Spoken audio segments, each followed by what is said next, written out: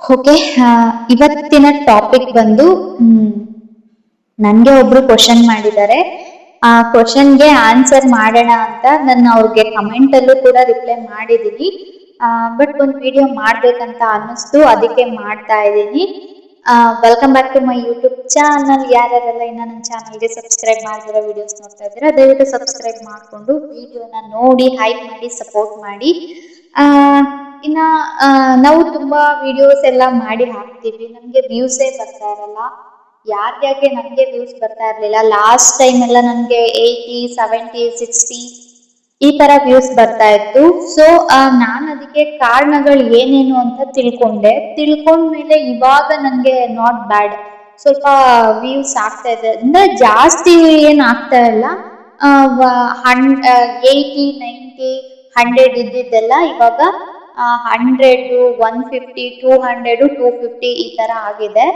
ಮೇಯ್ನು ನಾವು ಏನ್ ವಿಡಿಯೋಸ್ ಮಾಡ್ತಾ ಇರ್ತೀವಿ ಅದ್ರದ್ದು ಕಂಟೆಂಟು ಚೆನ್ನಾಗಿರ್ಬೇಕು. ಇವಾಗ ನಮ್ದು ತಮ್ನೈಲ್ ನೋಡಿದ ತಕ್ಷಣ ಅವ್ರಿಗೆ ಅನ್ಸ್ಬೇಕು, ಓ ಇವ್ರ ವಿಡಿಯೋದಲ್ಲಿ ಏನೋ ಇದೆ, ನೋಡೋಣ ಏನಿದೆ ಇವ್ರ ವಿಡಿಯೋದಲ್ಲಿ ಅಂತ ಅನ್ಸ್ಬೇಕು. ಆ ತರ ವಿಡಿಯೋಸ್ ನ ಮಾಡಿದ್ರೆ 100% ನಮ್ ವಿಡಿಯೋಸ್ ಕ್ಲಿಕ್ ಆಗುತ್ತೆ. ಮತ್ತೆ ನಾನು ಈ ತಪ್ಪು ಮಾಡಿದೀನಿ, ನೀವುಗಳು ಯಾವತ್ತೂ ಆ ತರ ತಪ್ಪು ಮಾಡ್ಬೇಡಿ.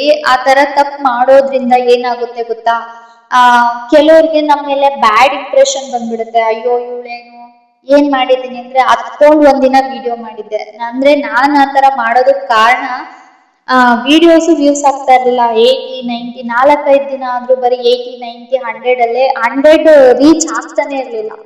ಸೊ ಅದಕ್ಕೆ ತುಂಬಾನೇ ಬೇಜಾರಾಗ್ಬಿಟ್ಟು ಒಂಥರ ನಾನ್ ಡಿಪ್ರೆಷನ್ಗೆ ಹೋಗ್ಬಿಟ್ಟಿದ್ದೆ ಅಂತ ಅನ್ಕೊಳ್ಳಿ, ಅಷ್ಟು ಬೇಜಾರಾಗ್ಬಿಟ್ಟಿತ್ತು. ಅದಕ್ಕೆ ಒಂದಿನ ಹತ್ಕೊಂಡ್ಬಿಟ್ಟು ಈ ಚಾನಲ್ಲೇ ಬೇಡ, ಈಗ ಯೂಟ್ಯೂಬ್ ಇದ್ರೇನೆ ಅಲ್ವಾ ನನ್ಗೆ ಈ ತರ ಅನ್ಸೋದು. ವಿಡಿಯೋಸ್ ವ್ಯೂಸ್ ಆಗ್ತಾ ಇಲ್ಲ, ಅದಕ್ಕೆ ಎಷ್ಟು ಕಷ್ಟ ಬಿದ್ದು ವಿಡಿಯೋಸ್ ಮಾಡಿರ್ತೀವಿ, ಎಡಿಟ್ ಮಾಡಿರ್ತೀವಿ, ಅದಕ್ಕೆ ಎಷ್ಟೆಲ್ಲಾ ಬಾಧೆ ಬಿದ್ದಿರ್ತೀವಿ ಅಲ್ವಾ. ಅಷ್ಟೆಲ್ಲಾ ಬಾಧೆ ಬಿದ್ದು ವಿಡಿಯೋಸ್ ನ ಅಪ್ಲೋಡ್ ಮಾಡಿದ್ರೆ ವಿಡಿಯೋಗೆ ಬಂದು ಲೈಕ್ ಬರ್ತಾ ಇರಲ್ಲ, ಕಮೆಂಟ್ ಬರ್ತಾ ಇರಲ್ಲ, ವ್ಯೂಸ್ ಬರ್ತಾ ಇರಲ್ಲ ಅಂದ್ಬಿಟ್ಟು ತುಂಬಾ ಬೇಜಾರ್ ಮಾಡ್ಕೊಂಡು ಹತ್ಕೊಂಡು ಒಂದು ವಿಡಿಯೋ ಮಾಡ್ಬಿಟ್ಟಿದೀನಿ. ಸೊ ಅವಾಗಿಂದ ಆಮೇಲೆ ನನ್ಗೆ ತುಂಬಾ ಕಮೆಂಟ್ಸ್ ಗಳು ಬಂತು. ಥ್ಯಾಂಕ್ ಯು ಸೋ ಮಚ್ ನನ್ಗೆ ಮೋಟಿವೇಟ್ ಮಾಡಿರೋ ಎಲ್ರಿಗೂನು. ಎಸ್ಪೆಷಲಿ ಒಂದ್ 2-3 ಜನ ನನ್ಗೆ ತುಂಬಾನೇ ಚೆನ್ನಾಗ್ ಬುದ್ಧಿ ಹೇಳಿದ್ರು, ಆ ತರ ವಿಡಿಯೋ ಎಲ್ಲ ಮಾಡ್ಬೇಡಿ. ನಮ್ಮನ್ನ ಇಷ್ಟ ಪಡೋರು, ನಮ್ ಕಂಟೆಂಟ್ ಚೆನ್ನಾಗಿರೋರು, ನಮ್ಗೆ ಇವತ್ತಿಲ್ಲ ನಾಳೆ ವ್ಯೂಸ್ ಬಂದೇ ಬರುತ್ತೆ, ಅದ್ರ ಬಗ್ಗೆ ತಲೆ ಕೆಡ್ಸ್ಕೊಂಬೇಡಿ, ವಿಡಿಯೋನ ಅಪ್ಲೋಡ್ ಮಾಡಿ. ಅದು ವ್ಯೂಸ್ ಆಗೋದು ಬಿಡೋದು ನಾವ್ ಮಾಡಿರೋ ಕಂಟೆಂಟ್ ಮೇಲೆ ನಿಂತಿರುತ್ತೆ, ಅದಕ್ಕೆ ತಲೆ ಕೆಡ್ಸ್ಕೊಂಬೇಡಿ ಅಂತ ಅಂದ್ರು.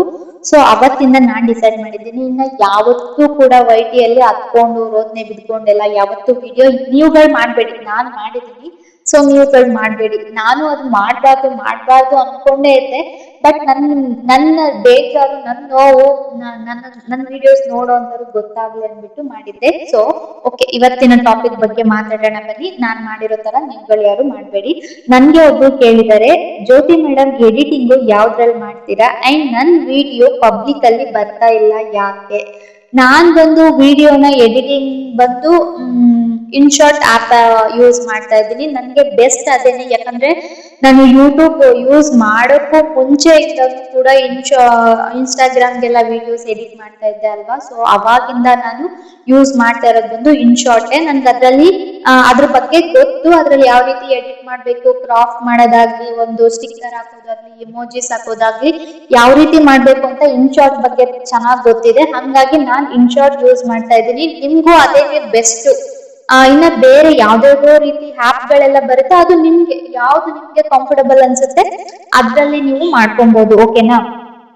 ಇನ್ನ ನನ್ನ ವಿಡಿಯೋ ಪಬ್ಲಿಕ್ ಅಲ್ಲಿ ಬರ್ತಾ ಇಲ್ಲ ಯಾಕೆ? ನಮ್ ವಿಡಿಯೋಸ್ ಯಾಕೆ, ನಿಮ್ದು ಅಂತ ಅಲ್ಲ, ನನ್ನ ವಿಡಿಯೋಸ್ ಕೂಡ ಪಬ್ಲಿಕ್ ಹೇಳಿದ್ದೆ ಅಲ್ವಾ, ನಂದು ವಿಡಿಯೋ 90, 80, 100 ಇಷ್ಟೇ ವ್ಯೂಸ್ ಬರ್ತಾ ಇದ್ದಿದ್ದು. ನನ್ನ ವಿಡಿಯೋಸ್ ಬಂದು ವ್ಯೂಸ್ ಆಮೇಲೆ ಇವಾಗ 150, 200 ಬಂದಿದೆ. Not bad. 100ರಲ್ಲಿ ಇದ್ದೋಳು ಇವಾಗ 200 ಬಂದಿದ್ದೀನಿ ಅಂದ್ರೆ ನನ್ಗೆ ಒಂದು ಹೋಪ್ ಇದೆ. ಓಕೆ, ಇನ್ ಮುಂದೆ ನನ್ನ ಚಾನಲ್ ಸ್ವಲ್ಪ ಇಂಪ್ರೂವ್ ಆಗುತ್ತೆ ಅಂತ. ಮೇನ್ ರೀಸನ್ ಇಷ್ಟೇನೆ, ನಮ್ ಕಂಟೆಂಟ್ ಚೆನ್ನಾಗಿರ್ಬೇಕು ಅಂಡ್ ನಾವು ಹಾಕೋ ಅಂತ ತಮ್ಲೈನ್ ತುಂಬಾನೇ ಇಂಪಾರ್ಟೆಂಟ್ ಆಗಿರುತ್ತೆ. ನಾವು ವಿಡಿಯೋನೇ ನೋಡಿ ತಿಳ್ಕೊಬಹುದು ನಮ್ ತಮ್ನೈಲು ಯಾವ ರೇಂಜ್ ಅಲ್ಲಿ ಇದೆ, ಅಂದ್ರೆ ಯಾವ ಪರ್ಸೆಂಟೇಜ್, 10ಗೆ ಯಾವ ಪರ್ಸೆಂಟೇಜ್ ಅಲ್ಲಿ ಇದೆ ನಮ್ ತಮ್ಲೈನು. ಅಂಡ್ ವೈಟಿ ಸ್ಟುಡಿಯೋ ಯೂಟ್ಯೂಬ್ ಅವರು ನಮ್ ವಿಡಿಯೋಗೆ ಎಷ್ಟು ಇಂಪ್ರೆಷನ್ ಕೊಟ್ಟಿದ್ದಾರೆ, ಎಷ್ಟ್ ಜನಕ್ಕೆ ರೀಚ್ ಮಾಡಿದ್ದಾರೆ ಅಂತ ನಾವು ಪೂರ್ತಿ ವಿಡಿಯೋದಲ್ಲೇ ನೋಡ್ಕೊಬಹುದು. ಆ ವಿಡಿಯೋ ನೋಡೋದ್ರಿಂದ ನಮ್ ವಿಡಿಯೋ ಮುಂದೆ ಇನ್ನ ವ್ಯೂಸ್ ಬರುತ್ತೋ ಇಲ್ವೋ ಅಂತ ಕೂಡ ನಾವು ತಿಳ್ಕೊಬಹುದು. ನಾನು ಪೂರ್ತಿ ನಿಮ್ಗೆ ಅದನ್ನ ಎಕ್ಸ್ಪ್ಲೈನ್ ಮಾಡ್ತೀನಿ. ಓಕೆನಾ ಸಿಸ್? ಅರ್ಥ ಆಗಿರುತ್ತೆ ಅಂತ ಅನ್ಕೊಂತೀನಿ. ಇನ್ಶಾರ್ಟ್ ಆಪ್ ನ ಯೂಸ್ ಮಾಡ್ತೀನಿ. ಪಬ್ಲಿಕ್ ಬರ್ಬೇಕು ಅಂದ್ರೆ ವಿಡಿಯೋಗೆ ನಮ್ದು ಕಂಟೆಂಟ್ ಚೆನ್ನಾಗಿರ್ಬೇಕಾಗುತ್ತೆ. ಮತ್ತೆ ಇನ್ನೊಂದು ಕ್ವಶನ್ ಕೇಳಿದೀರಾ ನೀವು, ಅಂದ್ರೆ ನೀವ್ ಇವಾಗ ವಿಡಿಯೋ ಅಪ್ಲೋಡ್ ಮಾಡ್ತೀರಾ ಅಲ್ವಾ, ನಾವು ನೋಡ್ತೀವಿ. ಸೊ ಹಾಗೆ ನನ್ನ ವಿಡಿಯೋ ನೋಟಿಫಿಕೇಶನ್ ಇದ್ದವರಿಗೆ ಮಾತ್ರ ಹೋಗುತ್ತೆ, ಯಾಕೆ ಅಂತ ಗೊತ್ತಾಗ್ತಾ ಇಲ್ಲ. ನಿಮ್ ನೋಟಿಫಿಕೇಶನ್ ಇದ್ದವರು ಮಾತ್ರ ವಿಡಿಯೋಸ್ ಹೋಗಲ್ಲ. ಅಂದ್ರೆ ಹೊಸದಾಗಿ ಯಾರ್ಯಾರು ಸಬ್ಸ್ಕ್ರೈಬ್ ಮಾಡ್ಕೊಂಡಿರ್ತಾರೆ ಎಲ್ರಿಗೂ ಕೂಡ ಹೋಗಿರುತ್ತೆ ನೋಟಿಫಿಕೇಶನ್. ನಮ್ ಕಂಟೆಂಟ್ ಚೆನ್ನಾಗಿದ್ರೆ ರೀಚ್ ಅಂತ ಇರುತ್ತೆ ವೈ ಟಿ ಸ್ಟುಡಿಯೋದಲ್ಲಿ. ಆ ರೀಚ್ ನ ಹೋಗಿ ನೋಡಿದ್ರೆ ಗೊತ್ತಾಗುತ್ತೆ ನಮ್ ವಿಡಿಯೋಸ್ ಎಷ್ಟ್ ಜನಕ್ಕೆ ರೀಚ್ ಆಗಿದೆ. ಇವಾಗ ವೈ ಟಿ ಸ್ಟುಡಿಯೋ ಓಪನ್ ಮಾಡಿದ ತಕ್ಷಣ ನಮ್ ವಿಡಿಯೋಸ್ ಅಲ್ಲಿ ಡೆಸ್ಕ್ಟಾಪ್ ಅಲ್ಲಿ ಬಂದ್ಬಿಡ್ಬೇಕು. ಎಷ್ಟ್ ಜನಕ್ಕೆ ಆತರ ಹೋಗುತ್ತೆ ಅದ್ರ ಮೇಲೆ ಡಿಪೆಂಡ್ ಆಗಿರುತ್ತೆ. ಇವಾಗ ನಂದು ಅಷ್ಟೇ, ಫಸ್ಟ್ ವಿಡಿಯೋ 100 80-90 ಇದ್ದಾಗ ನಂದು ವಿಡಿಯೋ ಬಂದು ಜಾಸ್ತಿ ಜನಕ್ಕೆ ರೀಚ್ ಆಗ್ತಾ ಇರ್ಲಿಲ್ಲ. ಆವಾಗ ನನ್ ವಿಡಿಯೋಗೆ ವ್ಯೂಸ್ ಬರ್ತಾ ಇರ್ಲಿಲ್ಲ. ಮತ್ತೆ ವಿಡಿಯೋಸ್ ನೋಡೋರು ಅಷ್ಟೇ, ಸ್ಕಿಪ್ ಮಾಡಿ ವಿಡಿಯೋನ ನೋಡಿದ್ರೆ ಅದು ನಮ್ ವಿಡಿಯೋಸ್ ಜಾಸ್ತಿ ಜನಕ್ಕೆ ಸಜೆಸ್ಟ್ ಆಗಲ್ಲ. ಮತ್ತೆ ವಿಡಿಯೋ ನೋಡೋದಕ್ಕೂ ಬೇರೆಯವ್ರಿಗೆ ನೋಡೋದಕ್ಕೂ ಇಂಟ್ರೆಸ್ಟ್ ಬರಲ್ಲ. ಅಲ್ಲೇ ಬ್ಯಾಡ್ ಇಂಪ್ರೆಷನ್ ಬಂದ್ಬಿಡುತ್ತೆ. ವಿಡಿಯೋಗೆ ಬ್ಯಾಡ್ ಇಂಪ್ರೆಷನ್ ಬರೋದೇ ಅಲ್ಲಿ. ನಮ್ ವಿಡಿಯೋನ ಯಾರು ಸ್ಕಿಪ್ ಮಾಡಿ ನೋಡ್ತಾರೆ, ಇಲ್ಲ ವಿಡಿಯೋ ಓಪನ್ ಆಗಿರಲ್ಲ, ಆಡ್ಸ್ ಬರ್ತಾ ಇರತ್ತೆ, ಅವಾಗ್ಲೇ ನಮ್ ತಮ್ಮನೇಲಿ ನೋಡ್ಬಿಟ್ಟು ಗುಡ್ ವಿಡಿಯೋ ಗುಡ್ ಇನ್ಫಾರ್ಮೇಶನ್ ಅಂತ ಒಂದು ಕಮೆಂಟ್ ಹಾಕ್ಬಿಟ್ಟು ಹೋಗ್ಬಿಡ್ತಾರೆ.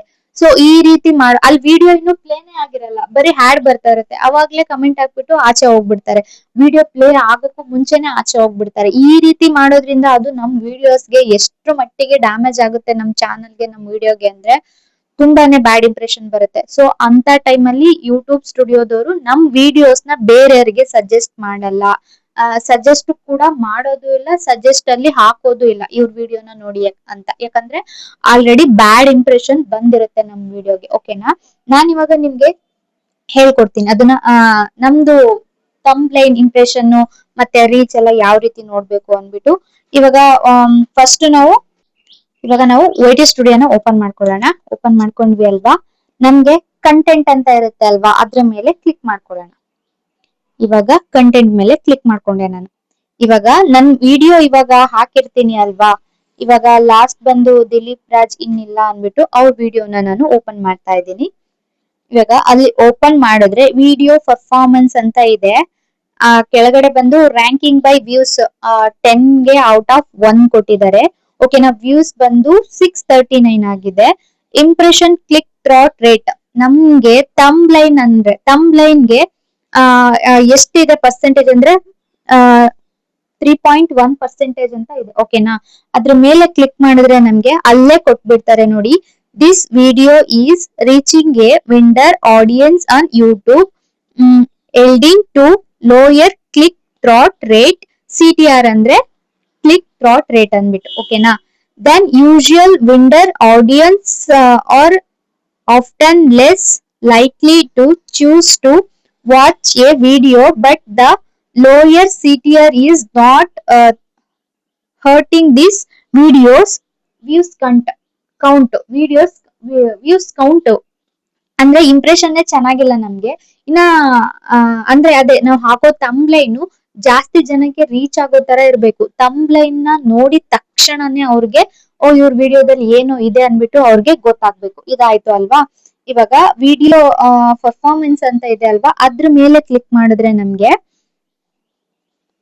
ಇಲ್ಲಿ ಮೇಲೆ ಬರುತ್ತೆ. ಓಕೆನಾ? ಓವರ್ ವ್ಯೂಸ್ ಅಂತ ಇದೆ, ಅಲ್ಲಿ ವ್ಯೂಸ್ ಬಂದು 639 ಇದೆ, ವಾಚ್ ಟೈಮ್ ಬಂದು 9.2 ಇದೆ, ಸಬ್ಸ್ಕ್ರೈಬರ್ ಬಂದು 1 ಬಂದಿದೆ. ಇನ್ನ ನನ್ಗೆ ಈ ವಿಡಿಯೋಗೆ ಬಂದು 13 ರೂಪೀಸ್ ಬಂದಿದೆ. ಓಕೆನಾ? ರೀಚ್ ಅಂತ ಇದೆ ಅಲ್ವಾ, ಅದ್ರ ಮೇಲೆ ಕ್ಲಿಕ್ ಮಾಡ್ಬೇಕು ನೋಡಿ. ಇಂಪ್ರೆಷನ್ ಬಂದು 18,400K ಅಂದ್ರೆ 18,400 ಜನಕ್ಕೆ ವಿಡಿಯೋ ರೀಚ್ ಆಗಿದೆ. ಬಟ್ ಅದ್ರಲ್ಲಿ ಇಂಪ್ರೆಷನ್ ಕ್ಲಿಕ್ ಥ್ರಾಟ್ ರೇಟ್ ಬಂದು 3.1% ಇದೆ. ವ್ಯೂಸ್ ಅಂದ್ರೆ ಇಂಪ್ರೆಷನ್ ಹೋಗಿರೋದ್ ಬಂದು 18,400 ಜನಕ್ಕೆ, ಬಟ್ ಇಲ್ಲಿ ವ್ಯೂಸ್ ಆಗಿರೋದು ಬರೀ 639 ಅಂದ್ರೆ 639 ಜನ ಅಷ್ಟೇ ನನ್ ವಿಡಿಯೋನ ನೋಡಿರೋದು. ಇನ್ನ ನೆಕ್ಸ್ಟ್ ಯೂನಿಕ್ ವ್ಯೂಸ್, ಅದ್ರಲ್ಲಿ ಜೆನ್ಯೂನ್ ಆಗಿ ನೋಡಿರೋದು 577. ಇನ್ನು ನೆಕ್ಸ್ಟ್ ಬಂದ್ರೆ ಎಂಗೇಜ್ಮೆಂಟ್ ಅಂತ ಇರುತ್ತೆ. ವಾಚ್ ಟೈಮು 9.2 ಇರುತ್ತೆ. ಆವ್ರೇಜ್ ಆವ್ರೇಜ್ ಬಂದು 2 ಇರ್ಬೇಕಾಗ 2-3 ಈ ತರ ಇರ್ಬೇಕಾಗುತ್ತೆ. ನಂದು ಆವ್ರೇಜ್ ಬಂದು 52 ಇದೆ, ಯಾಕಂದ್ರೆ ನಾನು ಬರೀ ಜಸ್ಟ್ 3 ಮಿನಿಟ್ಸ್ ಅಷ್ಟೇ ವಿಡಿಯೋ ಮಾಡಿರೋದು. ಸೊ ಹಂಗಾಗಿ ಅದನ್ನ ಆವ್ರೇಜ್ ನ ನಾವು 2 ಇಲ್ಲ 3 ಈ ತರ ಮಾಡ್ಕೊಂಡ್ರೆ ವಿಡಿಯೋ ವ್ಯೂಸ್ ಚೆನ್ನಾಗ್ ಬಂದ್ರೆ ನಮ್ಗೆ ವಿಡಿಯೋಗೆ ಅಮೌಂಟ್ ಚೆನ್ನಾಗ್ ಬರುತ್ತೆ. ಓಕೆನಾ. ಯೂನಿಕ್ ವ್ಯೂಸ್ ಅಂತ ಇದೆ. ಇನ್ ಕೆಳಗಡೆ ಬಂದ್ರೆ ನ್ಯೂ ವ್ಯೂವರ್ಸ್ ಬಂದು 86.8% ಇದೆ. ಕ್ಯಾಶುಯಲ್ ವ್ಯೂವರ್ಸ್ ಬಂದು 7.2 ಇದೆ.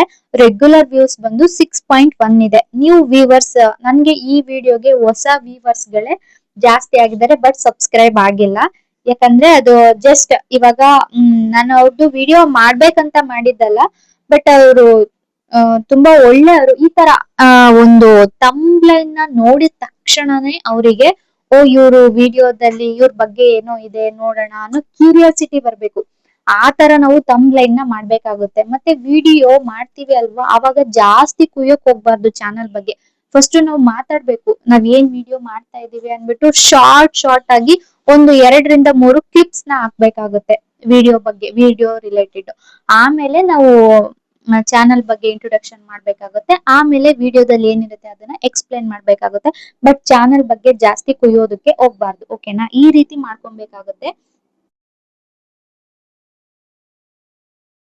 ನಮ್ದು ಫಸ್ಟ್ ಒಂದು ವಿಡಿಯೋನ ಕ್ಲಿಕ್ ಮಾಡಿದ್ರೆ ನಾವು ಅದ್ರಲ್ಲಿ ನಾವು ನೋಡ್ಕೊಬೇಕಾಗುತ್ತೆ ಏನು ಎಷ್ಟಾಗಿದೆ ವಿಡಿಯೋ, ತಮ್ಲೈನು ಅಥವಾ ನಾವ್ ಮಾಡಿರೋಂತ ವಿಡಿಯೋಗೆ CTR ಎಲ್ಲ ಹೇಗಿದೆ ಅನ್ಬಿಟ್ಟು ನಾವು ಫಸ್ಟ್ ನೋಡ್ಕೊಬೇಕಾಗುತ್ತೆ. ಓಕೆ, ಈ ವಿಡಿಯೋ ನಿಮ್ಗೆ ಅರ್ಥ ಆಗಿರುತ್ತೆ ಅಂತ ಅನ್ಕೊಂತೀನಿ. ಯಾರೆಲ್ಲ ಹೊಸದಾಗಿ ಚಾನಲ್ ಮಾಡ್ಕೊಂಡಿರ್ತೀರ, ವಿಡಿಯೋಸ್ ವ್ಯೂಸ್ ಆಗ್ತಾ ಇಲ್ಲ ಅಂತ ಯಾರೂ ತಲೆ ಕೆಡಿಸ್ಕೊಳಕ್ ಹೋಗ್ಬಿಡಿ. ಇವತ್ತಲ್ಲ ನಾಳೆ ವ್ಯೂಸ್ ಆಗೇ ಆಗುತ್ತೆ.